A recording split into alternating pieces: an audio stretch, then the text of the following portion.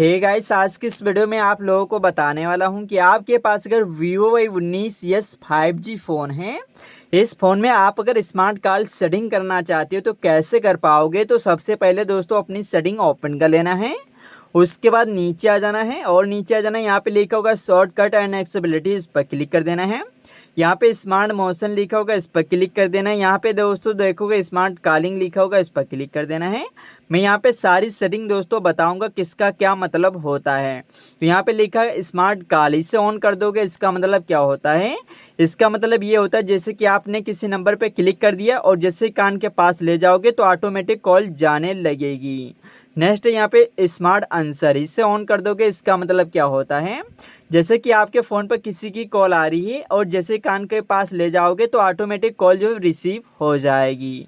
Smart switch, इसे on कर दोगे, इसका मतलब क्या होता है। इसका मतलब ये होता है जैसे कि आप स्पीकर पे बात कर रहे हो और जैसे कान के पास ले जाओगे, जो कान के पास स्पीकर होता है इसमें में से आवाज़ आने लगेगी और नीचे का दोस्तों स्पीकर आपका बंद हो जाएगा।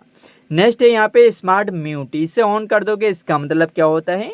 इसका मतलब ये होता है जैसे कि आपके फ़ोन पर किसी की कॉल आ रही है और अपना हैंड इस तरीके से दिखा दोगे तो कॉल जो है म्यूट हो जाएगी। नेक्स्ट यहाँ पे फ्लिप टू म्यूट, इसे ऑन कर देना, इसका मतलब क्या होता है।